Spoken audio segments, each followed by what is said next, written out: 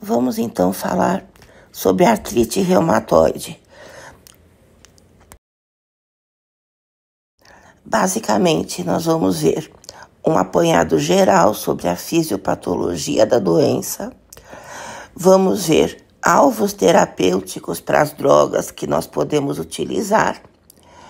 Com base nisso, nós vamos ver como as drogas disponíveis na terapêutica vão atuar. E, no final, nós vamos ver como utilizar essas drogas num plano de farmacoterapia para artrite reumatoide. Como que nós podemos utilizar as drogas, se em monoterapia, se associadas, como nós tratamos cada fase da doença e com qual objetivo nós vamos utilizá-las. Bom, em primeiro lugar, então, vamos definir a doença. A artrite reumatoide é uma doença autoimune, ou seja, o organismo produz anticorpos contra componentes do próprio organismo. Onde isso acontece? Principalmente na sinóvia, tá? Que é parte da articulação, já vamos ver num esquema, isso vai ficar melhor entendido. É uma doença bem prevalente, cerca de 0,5% da população mundial apresenta a doença em algum grau, o que não é pouco, é bastante. E é uma doença que, se não for tratada, se ela não for abordada da forma correta, principalmente com diagnóstico e tratamento precoces, ela pode cursar, e normalmente ela cursa, com perda da articulação. Então, se perde estrutura articular e se perde função articular, principalmente nas mãos, embora possa acontecer também em outras articulações. O que acontece então? Nós temos ali a ativação do sistema imune, tanto inato quanto adaptativo, gerando uma inflamação crônica da sinóvia, então um processo inflamatório crônico, e como qualquer inflamação crônica, você passa a ter destruição do tecido que leva a uma perda de função. Que tecido? A cartilagem e o osso subcondral, que é o osso subcartilagem. Bom, nós temos fatores genéticos que predispõem parte da população à doença. Então, nós temos genes que vão gerar predisposição de alguns indivíduos. Nós temos fatores ambientais, o tabagismo é o principal deles, e nós temos também a disbiose intestinal, que cada vez mais vem sendo relacionada não só com esta doença autoimune, como com outras também. Então, a gente tem um desequilíbrio da microbiota intestinal que leva ao aumento da capacidade inflamatória dos tecidos. Isso vai levar a uma resposta autoimune, principalmente com a formação de 2 tipos de anticorpos. O fator reumatoide, que depois nós vamos ver, são anticorpos, são imunoglobulinas, e nós temos anticorpo antipeptídeo citrullinado cíclico. Tá? Como assim peptídeo citrullinado? Nós temos, em alguns peptídeos, a arginina, o aminoácido arginina, ele se transforma em citrulina. Então, nós temos aí um antígeno citrullinado. E isso faz com que anticorpos antipeptídeo citrullinado sejam produzidos. E aqui a gente tem esta situação, a presença desses autoanticorpos, levando ao dano articular que vem pela inflamação da sinóvia e também manifestações fora da articulação. Daqui a pouco vamos dar uma olhada em quais são as mais importantes. Então, o que acontece na sinóvia? A gente tem a presença dos autoanticorpos, tá? Então, fator reumatoide, antipeptídeo citrullinado cíclico, tá? Que são os principais.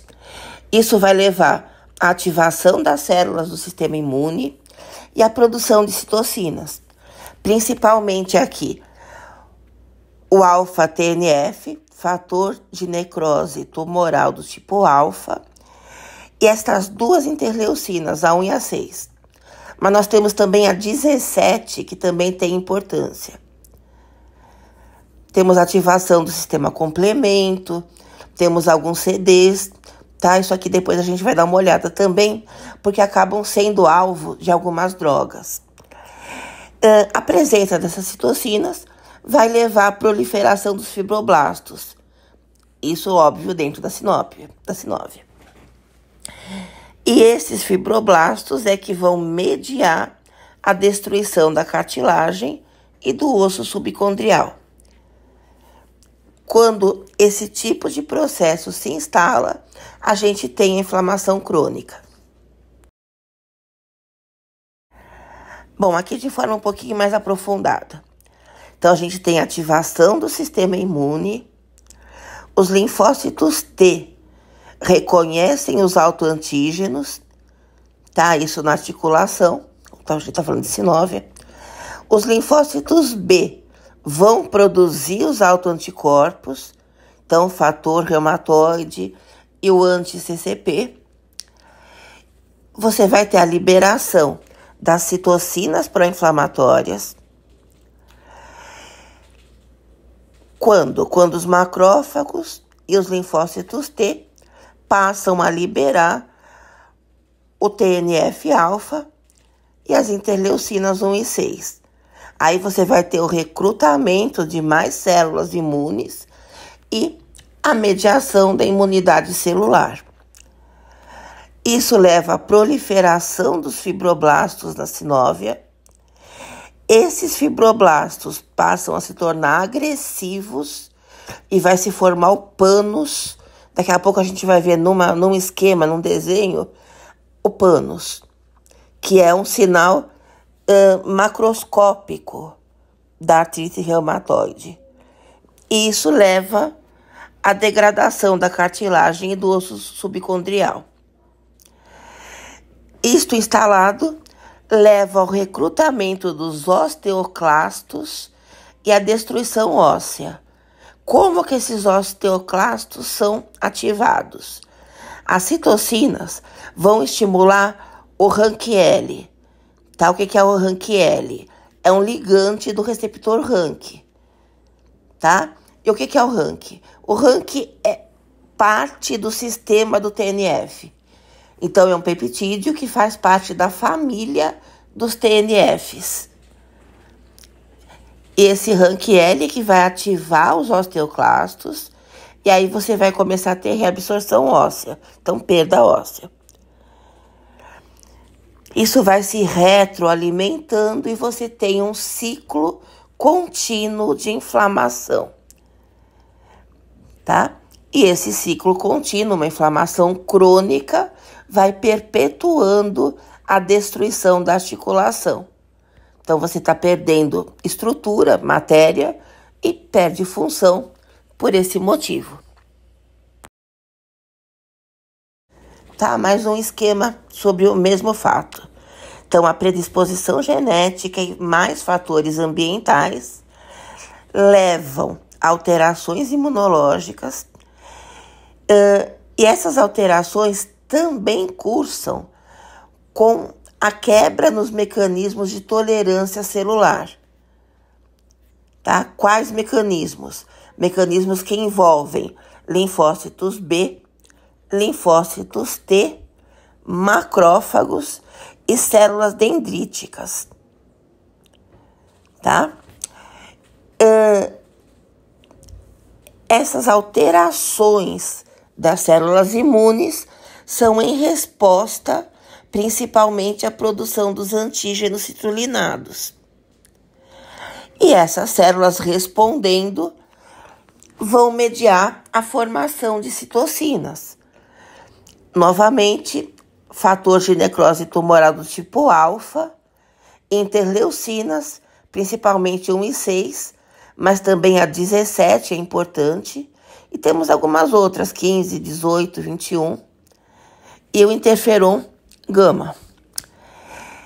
Essas citocinas e outros mediadores inflamatórios vão ativar fibroblastos, vão ativar o endotélio para a gente ter a angiogênese local. A gente vai ter ativação de condrócito e ativação de osteoclastos. Isso tudo concorrendo para a lesão tecidual. Bom, o esquema aqui do lado esquerdo é a articulação não artrítica, a articulação fisiológica, homeostásica, normal, entre aspas. Aqui do lado direito a gente tem já a articulação acometida pela artrite reumatoide. Então aqui o pânus, ó, toda essa parte aqui, dessa coloração magenta, tá? Esse rosa escuro é o pânus, tá? O que a gente tem aqui? Ativação de células imunes, ó, neutrófilos, macrófagos, mastócitos, linfócito T, linfócito B, células dendríticas.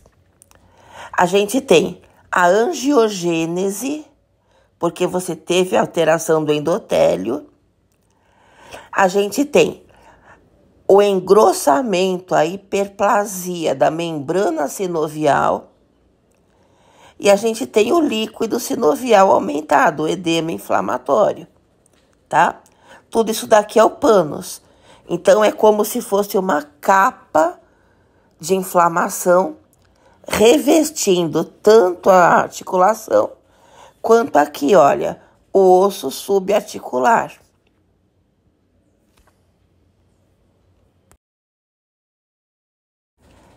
E isso leva à deformidade, tá? Isso daqui, esse aspecto da mão do paciente é muito típico da artrite reumatoide. Então, você tem aqui, olha, uma deformidade mediada pelas alterações da sinóvia e pela destruição tanto da cartilagem quanto do osso subcartilagem. Resumindo, então, aqui a gente tem os componentes principais da artrite reumatoide. Então, o componente genético, nós temos esses genes, tá? 2 genes do tipo HLA, o DR4 e o DR1, que predispõem o paciente a apresentar a doença. Então, a expressão desses genes é a predisposição genética principal. As citocinas principais, o fator de necrose tumoral alfa e as interleucinas 1 e 6, os anticorpos, os autoanticorpos fundamentais para o diagnóstico da doença, o fator reumatoide e o anticorpo anti-CCP, tá? Antipeptídeo citrulinado cíclico, anti-CCP. O achado patológico principal é a formação do pânus, ou pano sinovial, que é um tecido inflamatório invasivo, ele vai invadindo a cartilagem e o osso, e os osteoclastos ativos erodindo o osso, porque eles passam a ser ativados principalmente pela produção do Ranchielli.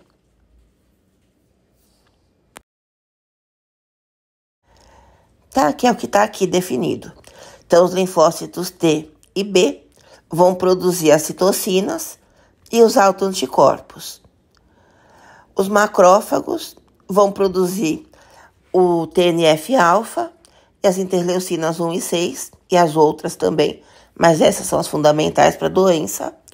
E os fibroblastos na sinóvia começam a mediar a destruição da cartilagem. Novamente aqui, os autoanticorpos. Então, o fator reumatoide e o anti-CCP. São anticorpos antipeptídeo citrulinado cíclico, tá? São os principais mediadores tanto da inflamação quanto da destruição articular que caracterizam a doença. Então, além do TNF-alfa, das interleucinas 1 e 6, nós temos alguns outros mediadores. Então, nós temos proteinases, principalmente as MMPs, que são proteinases de matriz, tá? De matrix, na verdade, que vão degradar a matriz extracelular. E nós temos o RANKL, tá? Que é o ligante RANK, que vai ativar os osteoclastos. RANK é um receptor que você encontra também no osteoclasto, tá? Então, o RANKL atua no receptor RANK, no osteoclasto, e vai mediar a reabsorção do osso, a clastocitose. Bom, os anticorpos, os autoanticorpos fundamentais para artrite reumatoide, eles são do tipo IgA, IgG e IgM, tá? O IgM é o mais comum. Então, o fator reumatoide, anti-CCP, são anticorpos destas classes, principalmente. Aqui, novamente, um esquema da articulação. Então, percebam que no lado esquerdo ela está normal, do lado direito ela está inflamada e com o pânus, tá? O pânus sinovial. E embaixo, a característica, tanto ao raio-x, então você percebe, olha, a formação do pânus aqui ao lado das articulações dos dedos. E do lado direito, a mão alterada. Aqui o mesmo esquema apresentado de uma outra forma. Então, aqui nós temos os fatores de risco. Então, desbalanço dos passos metabólicos, tá? Envolvendo citocinas, fatores de crescimento e outros, levando à inflamação, que vai levar à síntese de proteinases, principalmente as MMPs, mas também as TIMPs, então proteinases de matrix, que vão levar à degradação da matrix, vão levar à cessação da síntese da matrix e à apoptose. Isso vai levar à destruição da cartilagem. Aqui do lado direito, a gente tem na sinóvia a produção das citocinas e do NO, óxido nítrico. Abaixo, a gente encontra a redução da síntese de matrix, o aumento da degradação e a apoptose, tá? Dos componentes da matrix. Isso degradando a cartilagem. E no caso dos osteoclastos, reagindo principalmente à presença do RANKL, que leva à degradação do osso. Então, o osteoclasto degrada osso. E essas enzimas que vão gerar a degradação da matrix vão degradar a cartilagem.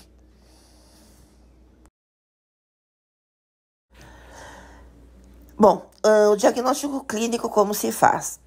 O paciente vai apresentar pelo menos 1 hora de rigidez matinal nas articulações, principalmente das mãos, ele não consegue fechar as mãos. Ele vai sentir dor, edema e calor, então, sinais do processo inflamatório na articulação. Fadiga, cansaço e febre baixa, porque você está ativando o sistema imune. Então, essas são respostas, estambalese é uma resposta ao sistema imune ativado, que é o que se tem na gripe, é o que se tem em virose de forma geral. E em fases avançadas da doença, você tem deformidades. Então, o objetivo do tratamento é não deixar chegar a isso. É se fazer o tratamento precoce para prevenir a deformidade. Diagnóstico laboratorial e de imagem, o que se faz? Então, além da avaliação clínica, se pesquisam os anticorpos, então o fator reumatoide e o anti-CCP, se avalia a velocidade de hemossedimentação e se fazem exames de PCR para pesquisar o antígeno. Além do que, se fazem os raios-x e as ultrassonografias para você ver a articulação, como se apresenta. E existe uma tabela que nós já vamos ver, que são os critérios ACR-EULAR que foram compilados em 2010. Então, é uma tabela onde você dá notas para cada característica, soma, e essa somatória vai te mostrar o grau da doença. Ó, aqui está o critério. Então, envolvimento articular, quantas articulações, se grandes ou pequenas, sorologia, então presença dos anticorpos e quantidade deles, reagentes de fase aguda, hemossedimentação, proteína C reativas, se você tem normais ou acima de normal, e tempo em que o paciente se apresenta sintomático. Aí você faz a somatória e isso vai te dar a presença da doença ou não, e caso presente, a intensidade em que ela está se apresentando. Isso você vai fazer antes do paciente começar a tratar e você vai fazendo durante o tratamento periodicamente.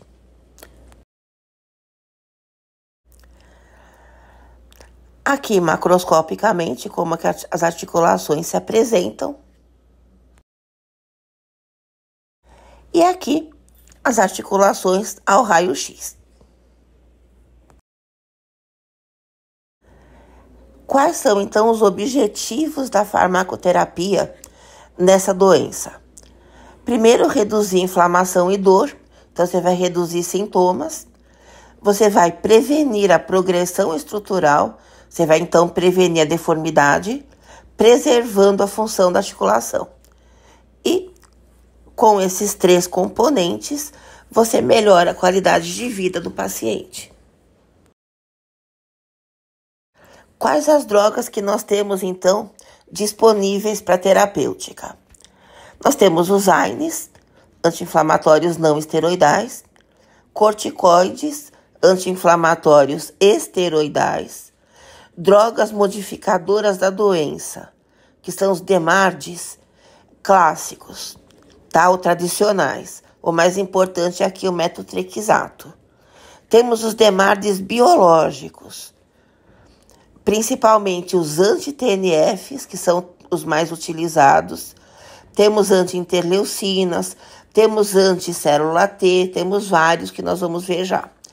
E nós temos as drogas novas, que são os DMARDs específicos para alvos, tá? Target Specific, tá? Principalmente aqui os inibidores da JAK, tá? Que é a quinase de Janus ou Janus quinase. Tá? Os DMARDs alvo específicos não são biológicos, tá? Então não confundam com os biológicos, eles não são, eles são sintéticos. Em relação aos AINEs, nós podemos utilizar inibidores inespecíficos de COX, então que atuam na COX-1 e na COX-2, por exemplo, ibuprofeno, naproxeno, indometacina. Nós temos preferenciais de COX-2, por exemplo, etodolaco, e nós temos os específicos de COX-2, tipo celecoxib. O que se usam mais são os preferenciais, como etodolaco, flancox, ou pode ser usado o naproxeno, ele é bastante utilizado. Então, você tem qual o efeito final? Redução da produção de prostaglandinas. Dependendo de se eles são inespecíficos ou COX-2 preferenciais ou específicos, você tem alterações de efeitos adversos. Os inespecíficos, como vocês já sabem, eles reduzem a coagulação do sangue e eles predispõem à agressão gástrica, eles desprotegem a mucosa gástrica, tá? E como você tem uma alteração de produção de prostaglandinas, você tem também a sobrecarga renal. Então, se você utiliza cronicamente qualquer inibidor da COX, você acaba tendo uma prevalência maior de hipertensão arterial por causa dessa alteração na função renal. Se você utiliza um específico COX-2, você vai ter o aumento da coagulação do sangue, que vai predispor a eventos tromboembólicos. Tá? Entre os AINES, o melhor perfil terapêutico é dos inibidores preferenciais da COX-2, porque você não vai ter praticamente efeitos gastrointestinais. Você vai sim ter os efeitos renais e a predisposição à hipertensão arterial, do mesmo jeito que você tem para os inespecíficos, mas você não tem uma predisposição importante a doenças tromboembólicas. Você não tem um aumento da coagulação sanguínea e nem uma redução. Então, por isso que você tem ali um perfil melhor para esses inibidores preferenciais. Os corticoides, os glicocorticoides, que são os anti-inflamatórios, eles não só reduzem a produção tanto de prostaglandinas quanto de leucotrienos, que você aí vai mexer na cascata do ácido araquidônico, mas num passo anterior. Então, você não tem nem COX, nem LOX. Então, você não tem ciclooxigenase, nem lipooxigenase funcionantes, porque você não vai ter lá em cima, tá? O ácido araquidônico. E você, ao mesmo tempo, também inibe toda a parte celular, porque você vai inibir a transcrição das citocinas inflamatórias, você não vai formar citocinas. Então, você vai ter também aqui um efeito imunossupressor.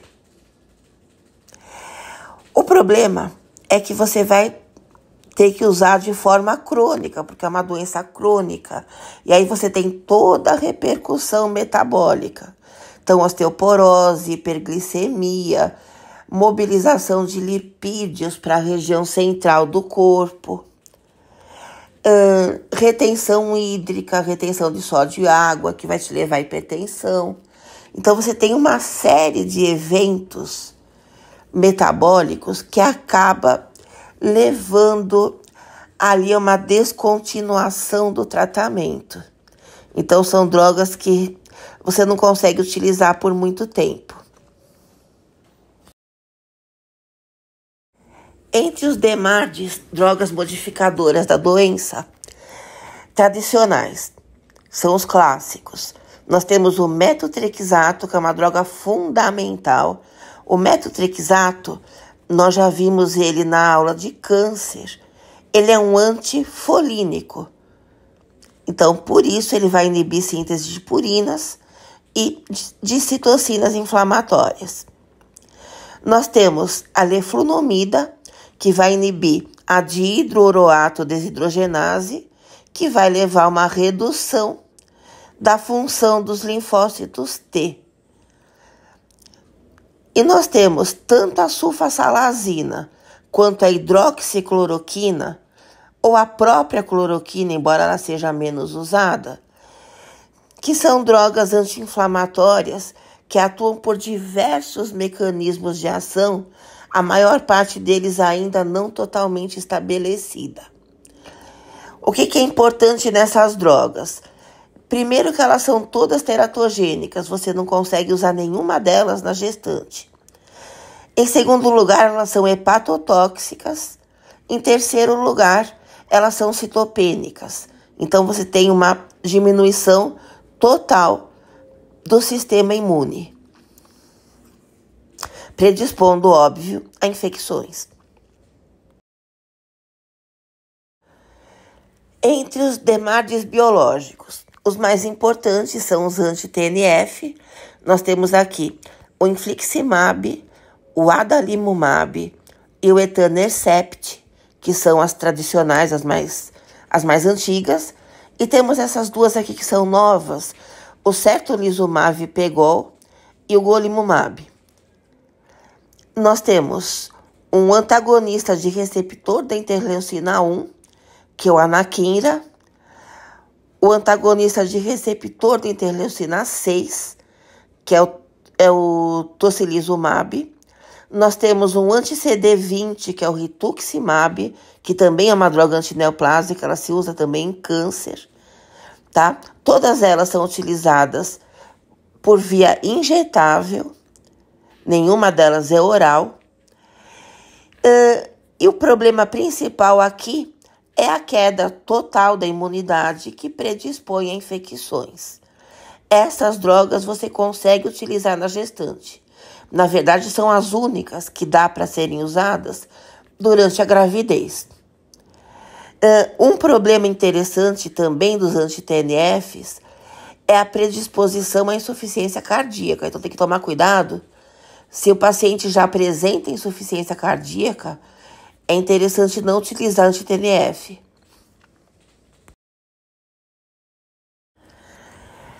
Os demais alvo específicos, o que a gente tem na terapêutica hoje em dia são principalmente inibidores da JAK, da Janus-quinase ou quinase de Janus. Então são os citinibs, o tofacitinib e o baricitinib, tá? O que é a JAK? A JAK é uma quinase citossólica, então ela está dentro da célula e ela é um passo, tá, da mobilização, da formação, aliás, de citocinas. É um passo metabólico da síntese de citocinas. E essas drogas vão inibir esta enzima. Essas drogas são utilizadas por via oral e elas apresentam, como também os DMARDs biológicos e também os clássicos, a diminuição completa da imunidade que predispõe ao risco de infecção. E no caso aqui dos inibidores da JAK, também risco de trombose e de alterações hematológicas de forma geral, inclusive anemias. Dá para usar em gestantes? Isso é controverso, tá? Na diretriz não se proíbe, mas ainda não se tem evidência clínica suficiente para se dizer que dá para liberar ou que não dá para liberar completamente.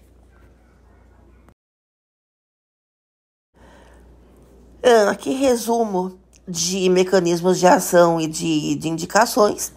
Os AINES, eles inibem a COX e diminuem prostaglandinas, então aqui você tem efeito analgésico e anti-inflamatório. Os corticoides, eles vão modular genes inflamatórios, reduzindo a produção de citocinas e ao mesmo tempo inibem fosfolipase A2, que reduz a formação do ácido araquidônico. É que você tem um controle rápido da inflamação, bem mais potente do que os inibidores da COX. Os DMARDs clássicos vão inibir proliferação de linfócitos, tá aumentando a adenosina também. Então, são drogas que modificam o curso da doença, drogas modificadoras da doença.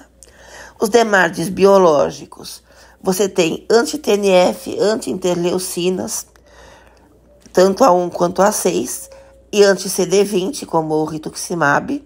Aí você vai utilizar em casos moderados a graves. E os inibidores de JAK também é uma alternativa por via oral aos biológicos, tá? Porque os biológicos são injetáveis. Como funcionam os inibidores de JAK? Reduzem a sinalização intracelular citossólica da produção de citocinas. Novamente, nas grávidas, você consegue usar praticamente só os biológicos.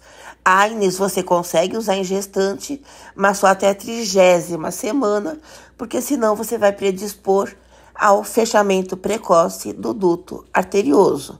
Corticoide você consegue usar na grávida, tá? Sob a avaliação médica você consegue utilizar, só que tem que tomar cuidado porque elas são hipertensoras.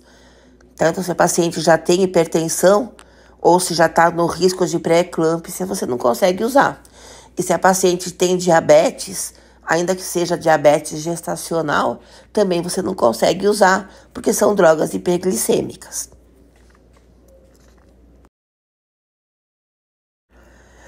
Aqui, um infográfico mostrando o tratamento.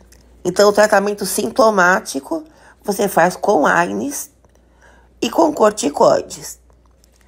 Tá? A vantagem dos corticoides é que você atua tanto na parte humoral, na parte vascular, quanto na parte celular. Tá? Então, você diminui as citocinas e diminui o recrutamento das células imunes. Entre as drogas modificadoras da doença, os clássicos ou convencionais, metotrexato, leflunomida, sulfasalazina, hidroxicloroquina, tá? O metotrexato, ele vai reduzir os linfócitos e diminuir a progressão da doença. Então, você vai reduzir o recrutamento linfocitário. Como você vai estar com um efeito antifolínico, você vai ter uma redução também na adenosina, na formação dos ácidos nucleicos. A leflunomida vai diminuir as pirimidinas e reduzir a proliferação dos linfócitos T. Tá? E a sulfasalazina e hidroxicloroquina são moduladores cujos mecanismos ainda não estão totalmente estabelecidos. Os biológicos anti-TNF, aqui a gente tem etanercept, adalimumab e vários outros. Eles vão bloquear, obviamente, o TNF, tá? São anticorpos que vão grudar no TNF. Então, você vai reduzir, assim, a inflamação e a destruição da articulação. Os anti-interleucina 6, tá? O tocilizumab e o sarilumab, que vão bloquear a interleucina 6, vão grudar nela e não vão deixar ela funcionar. Isso vai diminuir tanto a ativação das células T quanto a ativação dos autoanticorpos. E o abatacept, que é o inibidor da célula T. Então, ele vai bloquear as células T. Tá? Aqui está escrito B, mas é T. Os inibidores da JAK, a gente tem o tofacitinib e o baricitinib, que vão inibir o passo JAK-STAT, que é o passo da JAK quinase, da Janus quinase, que é um passo da sinalização das citocinas. Isso vai reduzir tanto a inflamação quanto a progressão da doença, tá? Aqui embaixo, eu pedi para o chat GPT fazer esse infográfico. Esse quadradinho amarelo aqui foi um erro dele, ele copiou a mesma coisa do de cima, tá? Então, ignorem. Tá, aqui outra vez o resuminho. Sintéticos clássicos, metotrexato, sulfasalazina, leflunomida, hidroxicloroquina, vão inibir a síntese do DNA, tá? E vão inibir a produção de citocinas. Os biológicos, etanercept, adalimumab, infliximab, que são antagonistas do TNF-alfa. E os sintéticos direcionados a alvos específicos, inibidores da JAK. Tá? Os biológicos inibidores das interleucinas não estão aqui nesse esquema, porque eles são menos usados, tá? Mas eles existem na terapêutica. Aqui o esqueminha mais aprofundado. Então, lá em cima, olha, linfócito B, a gente tem um anti-CD20, que é o rituximab. Então, isso vai reduzir a produção dos autoanticorpos, fator reumatoide e o CCP, o anti-CCP. Em termos de linfócitos T, então a gente tem aqui, ó, célula apresentadora de antígeno CD40, que vai ligar no CD40L do linfócito T. Tá? E o CD80 que vai ligar no CD28 do linfócito T. Quem vai inibir esses dois passos é uma droga chamada abatacept, perdão. Abatacept é uma droga dual, tá? Que vai inibir esses dois passos aqui. O linfócito T vai produzir o TNF-alfa, a interleucina 2, o interferon gama. Isso tudo vai atuar sobre o macrófago. Quem vai inibir a ação do TNF-alfa, do TNF-alfa? Esses anticorpos, adalimumab, infliximab e o etanercept, que é um bloqueador de receptor, tá? Então, os MABs, esses dois anticorpos aqui que estão mostrados, eles vão grudar no TNF, eles vão segurar o TNF, e o TNF grudado com o anticorpo não consegue atuar no receptor. E o etanercept, ele vai agir no receptor, ele é um bloqueador de receptor, tá? Inibindo o quê? O recrutamento do macrófago. Então, o macrófago não vai conseguir atuar na sinóvia. Um bloqueador de receptor de interleucina 1 também pode fazer a mesma coisa, tá? E a droga que a gente tem na terapêutica é o anakinra. Tem anakinra no Brasil? Não tem. Mas existem pacientes que conseguem, por via judicial, que os convênios que eles têm importem o anakinra para eles poderem utilizar.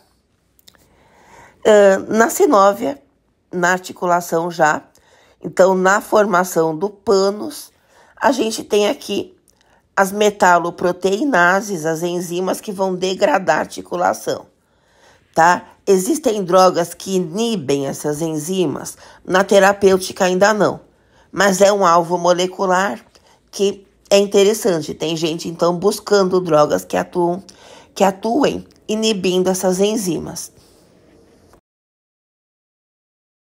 Aqui é uma listinha de efeitos adversos principais das drogas mais utilizadas na artrite reumatoide. Tá? Então, efeitos de AINES, de corticoides, isso vocês sabem. Do metotrexato como uma droga antineoplásica, também vocês sabem. Então, náusea, vômito, alopécia, efeito teratogênico, efeito imunossupressor, tá? E alguns efeitos específicos, como hepatotoxicidade, fibrose pulmonar e pneumonite. A hepatotoxicidade ela é comum a todos os DMARDs clássicos. Então, a leflunomida, sulfasalazina, cloroquina, todos eles são também hepatotóxicos. E todos eles também vão gerar supressão medular, vão gerar uma perda completa de imunidade. E, novamente, todos os DMARDs clássicos são teratogênicos. Os anti-TNFs. Os anti-TNFs vão gerar também a redução da imunidade, insuficiência cardíaca, isso é importante, reações locais no local da injeção, porque eles são injetáveis, e a malésia, então cefaleia, cansaço, dores musculares, tá? Além do que, você pode ter também doenças desmielinizantes. Então, redução da formação e da deposição da mielina. O rituximab, que é um anti-CD20, também reação ao local da injeção, como também o abatacept, tá? São drogas injetáveis. Também risco de infecção, então queda da imunidade. Reativação da hepatite B, também por perda da imunidade. Leucoencefalopatia multifocal progressiva, LMP, que é um efeito específico do rituximab. O tocilizumab vai levar também ao aumento das infecções por redução da imunidade, aumento do colesterol, aumento das transaminases hepáticas, neutropenia e perfuração intestinal. E os inibidores de JAK, infecções leves, principalmente de vias aéreas, zoster, trombose, então aumento da coagulação do sangue, que vai levar ao aumento de risco cardiovascular, e aumento tanto de enzimas hepáticas quanto de lipídios, até com esteatose. Tá? Tenho que saber tudo isso? Não, tem que saber o principal. Ou seja, as drogas DMARDs clássicas são teratogênicas, são hepatotóxicas. Todos os DMARDs e os corticoides também reduzem a imunidade. Os anti-TNF, os inibidores da JAK, são cardiotóxicos. Então, eles têm risco cardiovascular associados. Tá? Os biológicos podem ser usados na gestação, mas também, como qualquer DMARD, reduzem a imunidade e predispõem à infecção. Bom, já vimos as drogas disponíveis, vamos ver como é que a gente usa agora. As estratégias de tratamento, as diretrizes, os fluxogramas que a gente tem. Então, o que é principal? Você fazer um tratamento precoce e agressivo para prevenir as deformidades. Como se faz isso? Primeiro se entra com metotrexato em monoterapia. Então, a primeira fase geralmente se faz com metotrexato. Tá? Quanto dura cada fase? Em média, 3 meses. Então, primeira fase, metotrexato. Segunda fase, você vai associar ao metotrexato um biológico ou um específico inibidor da JAK. Isso se o metotrexato não estiver dando resposta adequada. Se a resposta for boa, você continua com ele. Entre o controle sintomático e o início do DMARD, você pode usar um corticoide. Tá? Então, uma ponte entre você tratar os sintomas e começar a usar modificadores da doença. E durante a utilização do DMARD, se você necessitar de controle de sintomas ainda, se costuma usar corticoide. A diretriz no Brasil. Então, DMARD sintético, MMCD é DMARD, tá? Só que está traduzido aí. Então, de novo, metotrexato é a droga de escolha, então a diretriz do Brasil segue as internacionais. Se o paciente for intolerante a metotrexato, aí você pode substituir por leflunomida ou sulfasalazina. Na artrite com alta atividade da doença, ou seja, quando o metotrexato não é suficiente, o paciente não responde totalmente, você associa outra droga. Ou você vai colocar outro sintético, então você associa metotrexato e mais um, ou você associa um biológico, tá? Isso são em casos bem específicos, onde a monoterapia não está conseguindo dar conta. Isso na primeira fase do tratamento. Em geral, os 3 primeiros meses são considerados a primeira fase.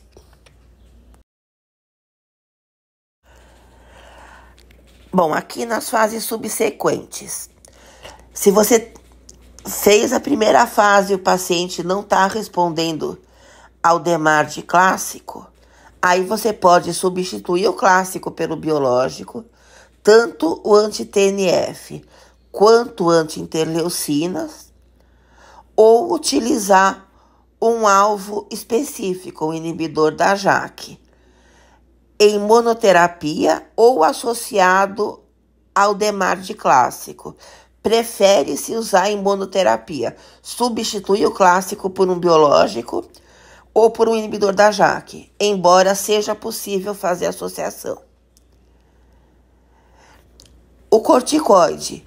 O corticoide você não deve usar de forma crônica, principalmente pelos efeitos adversos cardiovasculares e metabólicos. Então, você vai usar em doses baixas, preferencialmente, quando o paciente está muito sintomático, quando ele está sentindo muita dor ou quando ele está com as articulações muito inchadas, muito inflamadas.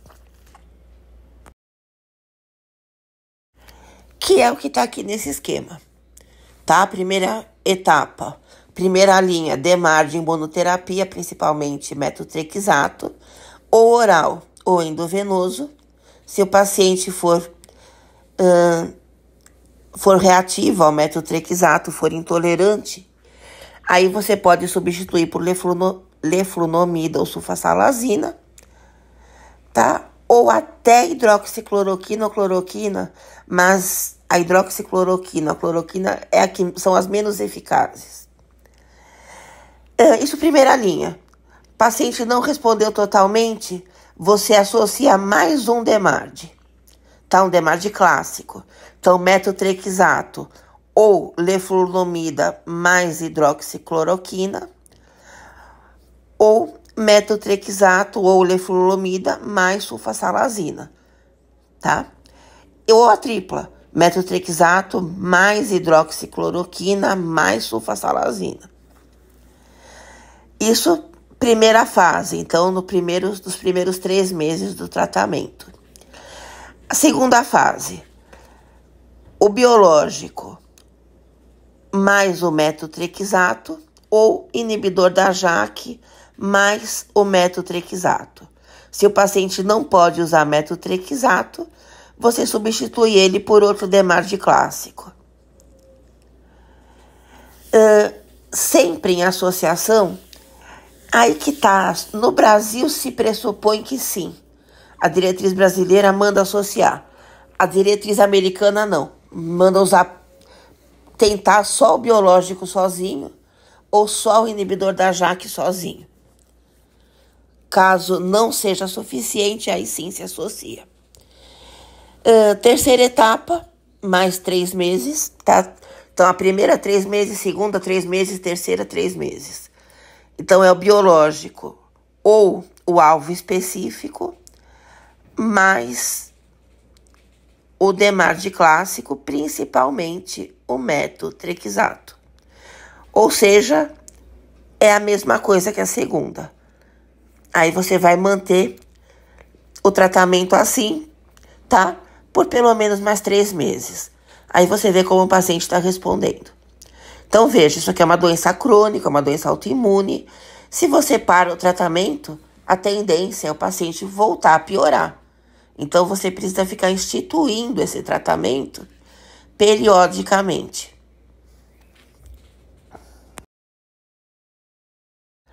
Aqui é a mesma coisa em forma de fluxograma. Então, as 3 fases da doença. Caso o paciente responda, você mantém o tratamento. Então, se ele respondeu totalmente a primeira fase, você mantém o metotrexato. Se ele respondeu a segunda fase, mantém o biológico mais o metotrexato ou o inibidor da JAK mais o metotrexato. Se ele respondeu só a terceira, mantém a terceira. E vai reavaliando ele de tempos em tempos, porque isso é uma doença para sempre. Bom, o que nós temos de novo em termos de pesquisa, tanto clínica quanto básica? Em primeiro lugar, células dendríticas tolerogênicas, que são células dendríticas que você produz no laboratório com antígenos específicos. Tá? Para quê? Para você suprimir resposta imune. Então, você vai induzir com elas a morte celular programada, a anergia, que são as células que não estão funcionando, ou você vai inibir, aliás, a produção de células T, aumentando a produção do linfócito T regulador. Tá? Então, são células T que matam outras células T, as T reguladoras. Tá? Isso vai te levar à tolerância imunológica. Claro que isso não é um tratamento único, tá? Isso daqui é um adjuvante para você fazer com que o sistema imune se module da maneira que você quer. Moduladores da via de coestimulação CD80-86, que é o abatacept. O abatacept, ele já está na terapêutica. Tá? Ele acabou de entrar, ele entrou há pouco tempo, mas ele já não está mais em ensaio clínico, ele já está na terapêutica. Como é que ele funciona no final? Então, ele vai modular essa via de coestimulação isso vai bloquear a ativação da célula T. Então, você interrompe a cascata inflamatória no nível do linfócito T. O que mais dá para fazer? Regulação da microbiota intestinal. Nós vamos daqui a pouco dar uma olhada melhor nisso, em como a disbiose intestinal predispõe a doenças inflamatórias, inclusive a artrite. Inibidores específicos de JAK1, porque nós temos mais de uma JAK. E os inibidores de JAK que nós temos na terapêutica inibem todas, são inespecíficos. Então, estão se buscando inibidores específicos da JAK1 que vão ter menos efeitos adversos, principalmente no aumento da coagulação do sangue. Então, drogas mais toleráveis. Moduladores de outra quinase, que é a BTK, que é a quinase de Bruton, não a quinase de Janus, que é a JAK. Então, a BTK é uma outra quinase, um outro passo metabólico da ativação das citocinas, ou inibidores do fator de estimulação de colônias de granulócitos e macrófagos, que são drogas também que são bastante estudadas para reduzir rejeição a transplante e a enxerto. Então, está se tentando também verificar se podem ter efeitos na artrite. E bloqueadores biespecíficos de fator de necrose tumoral e, ao mesmo tempo, de interleucina 6 ou de interleucina 17. Então, eles bloqueiam tanto o receptor do TNF-alfa quanto uma dessas duas interleucinas. Bom, aqui a gente vai ver, então, o efeito da disbiose intestinal nas doenças inflamatórias, inclusive a artrite.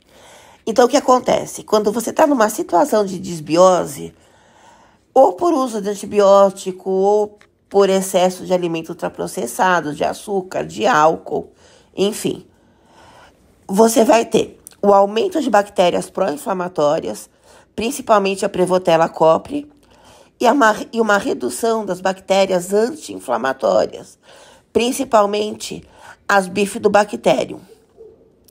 O que vai acontecer, então? Aumento da produção de citocinas pró-inflamatórias, tá? Por exemplo, o TNF-alfa e a interleucina 6. Isso estimula a produção das respostas autoimunes, que vai levar à inflamação articular e à artrite. O que se pode fazer, então, para prevenir isso? A utilização do probiótico e do prebiótico, que eles vão restaurar a microbiota fisiológica, reduzindo a produção de mediadores inflamatórios. Dietas anti-inflamatórias, principalmente ricas em fibras, em alimentos fermentados, que vão favorecer a produção de ácidos graxos de cadeia curta, e esses ácidos graxos são imunomoduladores. E aqui, a modulação da microbiota na prevenção ou tratamento da artrite, combinando as terapias convencionais, que são os DMARDs, tanto clássicos quanto biológicos, inibidores de JAK, corticoides, em associação à estratégia de dietas e de reposição de probiótico e prebiótico. Então, já vai se incluir no tratamento tanto a alteração da dieta quanto a inclusão desses simbióticos, probióticos e prebióticos.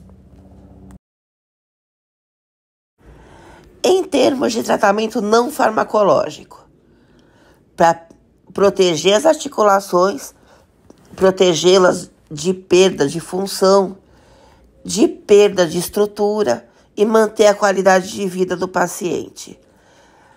A educação, o paciente tem que saber o que está acontecendo com ele, por que está acontecendo e quais os objetivos do tratamento que ele está fazendo. Tá? Então, aí ele consegue aderir melhor, não só aos medicamentos, como às outras estratégias.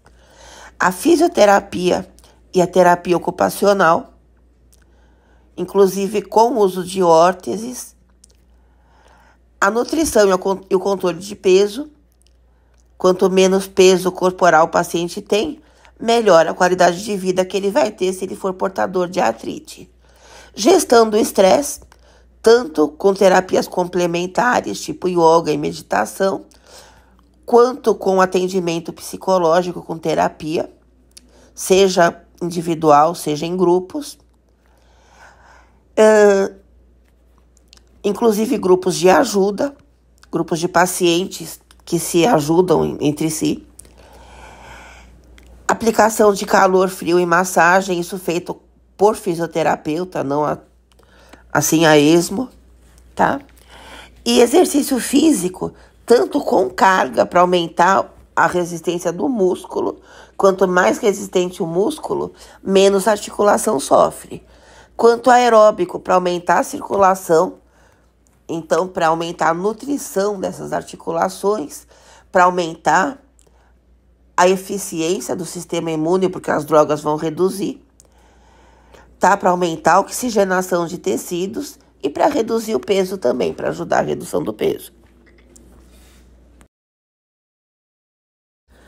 Como se faz, então, o monitoramento da doença?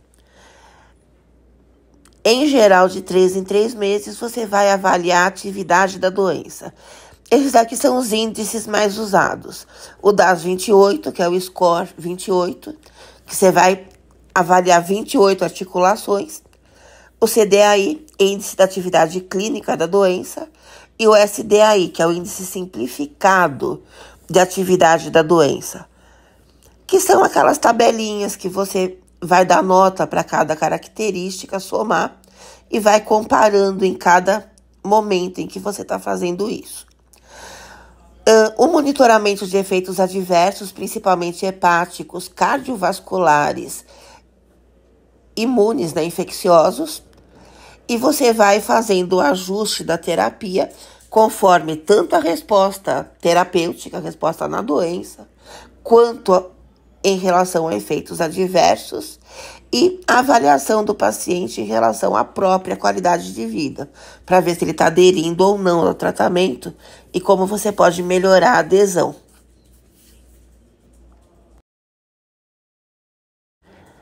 Farmacoterapia em situações especiais. Tuberculose, paciente que tem tuberculose sem estar tratando. Seja ela latente ou ativa, tá? Antes do tratamento. Você não pode usar nenhum biológico e nenhum DMARD, nenhum inibidor de JAK. Ou seja, tem que tratar primeiro a tuberculose, porque não te sobra nada para tratar a artrite enquanto o paciente não tiver tratado da tuberculose. Depois você pode usar qualquer um. Paciente grávida ou amamentando, você só pode usar o biológico. Os outros são contraindicados, são teratogênicos. CHF, insuficiência cardíaca crônica. Você não pode usar biológicos porque eles são cardiotóxicos. Paciente com câncer, tumores sólidos, câncer de pele, tumor linfoproliferativo, todos esses tratados já. Se recomenda o rituximab e não os outros.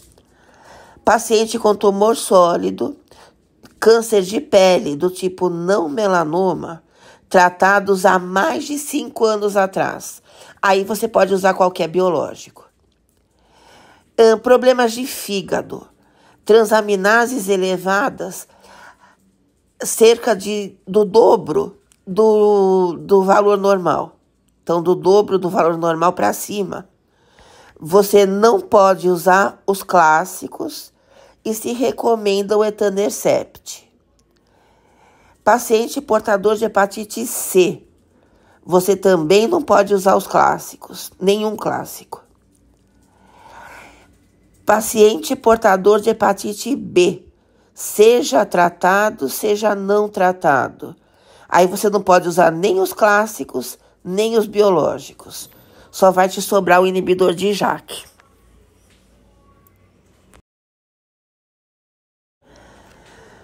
Concluindo, Então, a artrite reumatoide é uma doença autoimune crônica.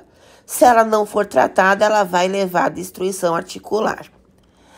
Em termos de fisiopatologia, nós temos as células imunes recrutadas, produzindo citocinas de forma desordenada, tudo isso em resposta à presença de autoanticorpos, fator reumatoide, anti-CCP. Em termos de farmacoterapia, nós podemos fazer uma combinação dos DMARDs clássicos, de DMARDs biológicos e o tratamento sintomático. E hoje em dia nós temos também DMARDs de alvo preferencial, sobretudo inibidores da JAK. Combinada a farmacoterapia, nós temos a terapia não medicamentosa.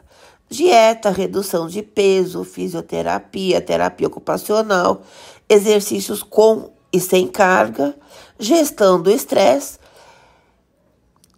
utilização de probióticos e prebióticos. Fundamental é se fazer o tratamento precoce, porque com ele, e esse tratamento precoce, o mais agressivo que o paciente suportar, porque com esse tratamento precoce, você protege a articulação da degradação. Outras doenças reumáticas. Nós temos a gota, que é um acúmulo de ácido úrico nas articulações. O que se usa? Na crise aguda, AINES, colchicina e glicocorticoides. Nas outras fases, na manutenção do tratamento, allopurinol e colchicina preventiva. Já vamos falar mais da gota daqui a pouco. Na osteoartrite, nós temos só o uso dos AINES, porque a osteoartrite não vai cursar como a artrite reumatoide com a perda da articulação. Então, você faz o tratamento sintomático. Osteoporose, a gente usa cálcio, vitamina D, reposição hormonal, calcitonina ou bisfosfonados. A aula de ossos vai ser uma aula separada. Então, nós vamos ver tudo isso de uma maneira mais aprofundada. E nós temos a fibromialgia, que é uma doença depressora de fundo reumático. Então, o que se usam? Antidepressivos, principalmente noradrenérgicos, e anticonvulsivantes, principalmente daquele grupo de ligantes alfa-2 delta, gabapentina, pregabalina, drogas desse tipo aqui. Então, vamos dar uma olhada no tratamento da gota, na farmacoterapia da gota. Então, o que é a gota? A gota é uma doença metabólica, geneticamente determinada, caracterizada por ataques de artrite aguda, produzidos pelo depósito de cristais de urato de sódio no tecido sinovial. Então, se acumula o urato, o ácido úrico, na articulação, na sinóvia, células do sistema imune vão lá, fagocitam esse ácido úrico, morrem metabólitos tóxicos e restos dessas células mortas vão se acumulando na articulação. Ao mesmo tempo, você tem ali uma reação inflamatória pela presença dos cristais do urato, mediada por ativação de sininas, como bradicinina, por exemplo, ativação do complemento, formação de produtos da LOX, então leucotrienos, e acúmulo dos neutrófilos, que vai levar à fagocitose e o acúmulo de células imunes mortas na articulação, E metabólitos tóxicos de todos esses mediadores também colabora para a lesão tecidual.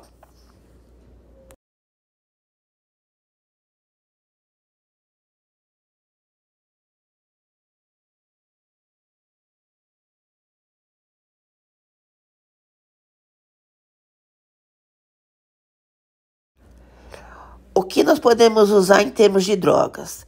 AINES, qualquer AINE menos o AS. Por que não o AS? Porque o AS é um ácido. O que ele vai fazer? Ele vai acidificar a urina.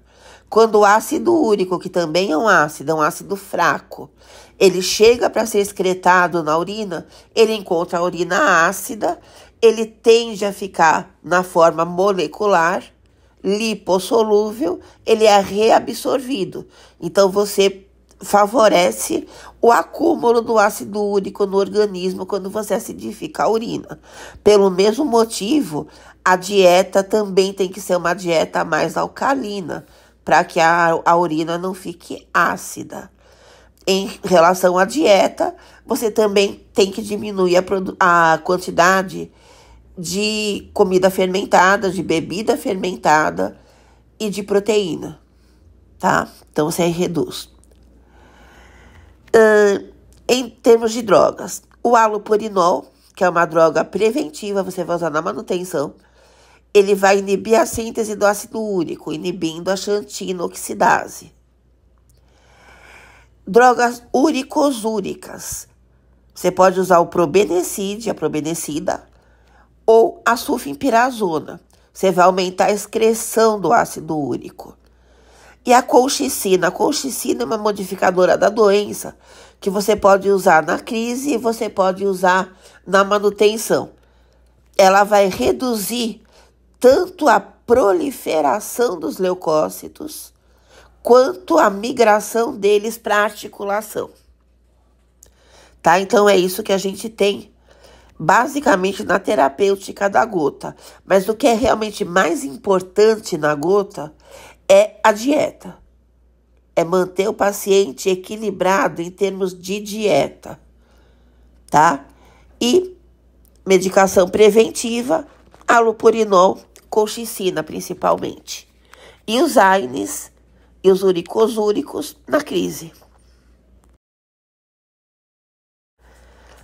Em relação às referências, além dos livros comuns de farmacoterapia, que eu costumo usar o Dipiro e o Goodman Gilman de farmacologia, eu usei o texto de reumatologia do Feinstein e esses dois artigos, um do Lancet de 2020 e o outro do BPRCR de 2025. Além disso, segunda-feira, eu fiz a pesquisa do UpToDate de artrite reumatoide. Tudo que havia no UpToDate até segunda-feira, dia 8 de setembro de 2025, tá aqui na aula.